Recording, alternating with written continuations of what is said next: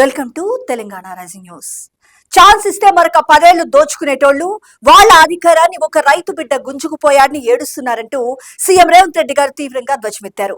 అభివృద్ధిని చూసి ఓర్వలేక ఆర్తనాదాలు చేస్తున్నారు. మీరు ఏడుస్తూనే ఉండండి, నేను అభివృద్ధి చేసుకుంటూ పోతానంటూ సీఎం రేవంత్ రెడ్డి గారు వ్యాఖ్యానించారు.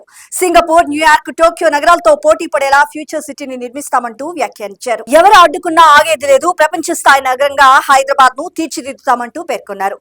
బిల్ క్లింటన్, ఎలన్ మస్క్ అయినా సరే ఇక్కడికి రావాల్సిందేనంటూ స్పష్టం చేశారు. హైదరాబాద్ కు 3 బుల్లెట్ ట్రైన్లు భూసేకరణ జరుగుతుందంటూ స్పష్టం చేశారు సీఎం రేవంత్ రెడ్డి గారు. రైతులు భూములపై లీగల్ చిక్కుల్లోకి వెళ్లొద్దు, ఇప్పుడు తీసుకుంటే ఎకరాల్లో కొనుక్కోగలుగుతారంటూ స్పష్టం చేశారు. అభివృద్ధిని చూసి ఓర్వలేక బీఆర్ఎస్ నేతలు ఏడుస్తున్నారంటూ ఫైర్ అయ్యారు సీఎం రేవంత్ రెడ్డి గారు.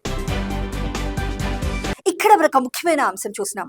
అజ్ఞాతంలో ఉన్న మావోయిస్టు అగ్రనేత గణపతి లొంగిపోవాలని సీఎం రేవంత్ రెడ్డి గారు కోరారు. జనజీవన స్రవంతిలో చేరి ప్రజా సమస్యల పరిష్కారం కోసం కృషి చేయాలంటూ పిలుపునిచ్చారు.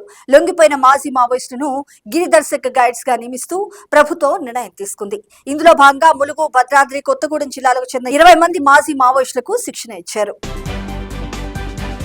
ఇక్కడ మరొక ముఖ్యమైన అంశం చూసినాం. మహిళా రిజర్వేషన్లపై మోడీ ప్రాయశ్చిత్తం చేసుకోవాలంటూ కాంగ్రెస్ పార్టీ అగ్రనేత గౌరవశ్రీ రాహుల్ గాంధీ గారు వ్యాఖ్యానించారు. వ్యక్తిగత రాజకీయ ఎజెండాను ముందుకు తీసుకెళ్లేందుకు ప్రధాని నరేంద్ర మోడీ మహిళా రిజర్వేషన్ అనే ముసుగు తొడుక్కున్నారని కాంగ్రెస్ పార్టీ ఆరోపించింది. ఈ పాపాల ప్రక్షాళన కోసం విపక్షమంతా ముక్తకంఠంతో డిమాండ్ చేసిన రీతిలో అఖిలపక్ష సమావేశాన్ని నిర్వహించి ప్రాయశ్చిత్తం చేసుకోవాలని డిమాండ్ చేశారు. ఇక్కడ మనకు ముఖ్యమైన అంశం చూసినాం. తెలంగాణకు 10 ఏళ్లు ముఖ్యమంత్రిగా పనిచేసిన కేసీఆర్ కన్నబిడ్డ కవిత అడిగిన ప్రశ్నలకు జవాబు ఇవ్వలేని దుస్థితిలో ఉన్నారని PCC chief MLC Mahesh Kumar Goud గారు నిప్పులు చెరిగారు. కేసీఆర్ పాలనతో తెలంగాణ 50 ఏళ్లు వెనక్కి వెళ్లిందంటూ ఆయన ఆరోపించారు. మంగళవారం నాంపల్లి ఎగ్జిబిషన్ గ్రౌండ్స్ లో పీసీసీ సేవాదళ ఆధ్వర్యంలో ప్రారంభమైన శిక్షణ శిబిరానికి PCC chief MLC Mahesh Kumar Goud గారు ముఖ్య అతిథిగా హాజరై వారికి దిశానిర్దేశం చేశారు. తెలంగాణలో ప్రజలు ఇప్పుడు బీఆర్ఎస్ ను ఆదరించే పరిస్థితి లేదన్నారు. ఆ పార్టీ ఇప్పుడు ప్రజల గురించి ఆలోచన చేయకుండా మళ్లీ అధికారంలోకి ఎట్లా రావాలనే ఆతృతలో ఉందంటూ నిప్పులు చెరిగారు. ఇక్కడ ఒక ముఖ్యమైన అంశం చూసినాం.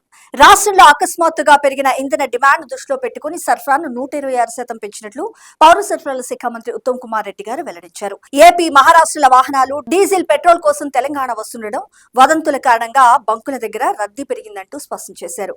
అవసరాన్ని మించి ఎవరూ పెట్రోల్, డీజిల్ ను కొనుగోలు చేయవద్దంటూ విజ్ఞప్తి చేశారు.